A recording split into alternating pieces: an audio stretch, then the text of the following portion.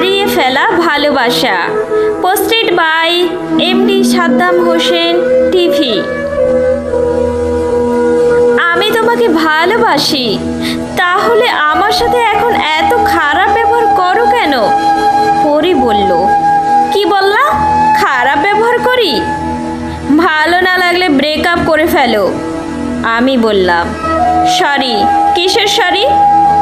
সব কিছুতেই তোমার সরি। রিলেশনই রাখবো না তোমার সাথে। প্লিজ এমনটা করিও না। চুপ থাকো। আমি তো তোমার সাথে রিলেশনই করতে চাইনি। তুমি তো আমাকে নানান কথা বলে তোমার প্রতি মায়া সৃষ্টি করেছো।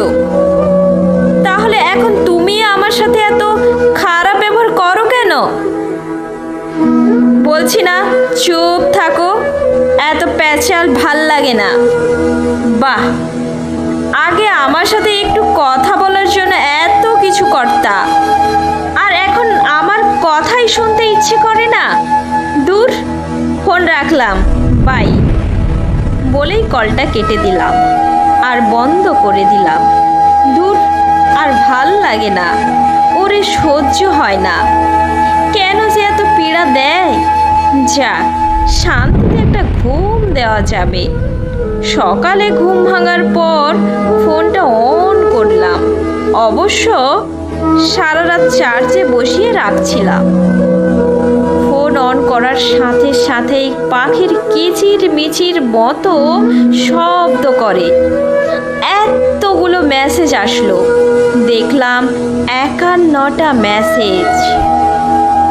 সবগুলোতেই সরিয়েছি, আর এক একটা মেসেজ যেন এক একটা রচনা। আমি সারমর্মের মতো ইটস ওকে বলে রিপ্লাই করলাম। দেখি সাথে সাথেই ফোন দিচ্ছি। ফোন দিয়েই মেয়েটা কান্নাকাটি শুরু করছে। আচ্ছা, এই মাত্র ঘুম থেকে উঠলাম, এর মাঝে কেউ ফোন দিয়ে কান্নাকাটি শুরু করলে কি ভালো লাগে? মেজাজটা খুব খারাপ হয়ে গেল। তুমি এই ন্যাকামি করার জন্য ফোন দিচ্ছ? তুমি জানো আমি আজ সারা রাত ঘুমাইনি। তো আমি কি তোমাকে নিষেধ করেছিলাম? না, কিন্তু তুমি রাগ করে ফোনটা কেটে দিলা। আমি কিভাবে ঘুমাই বলো? জানি না। সকালে না খেলে খেয়ে নিও। রাখছি। খেয়ে নিও মানে কি? বলো যে খেয়ে আসো, পরে কথা বলছি। আজব তো, তোমার কাছ থেকে আমার কথা শিখতে হবে? দূর, তোমার সাথে আমার রিলেশনে করাটাই ভুল হয়েছে। সব কিছুতেই তোমার ভুল ধরতেই হবে। আচ্ছা আচ্ছা, সরি। আমি খেয়ে নেব, তুমিও খেয়ে নিও। যা ইচ্ছে হয় করিও। বাই। এই মেয়ে তো খুব আজব। শান্তিতে ঘুমাতে দিবে না, আবার ঘুম থেকে উঠলেও বক বক শুরু করবে। কেন যে এই মানুষটার সাথে রিলেশন করছিলাম? অন্য কেউ হলে কবেই চলে যেত। সারাদিন বন্ধু বান্ধবের সাথে মজা করেই কাটিয়ে দিলাম। ও অনেকবার ফোন দিচ্ছিল, কিন্তু রিসিভ করিনি।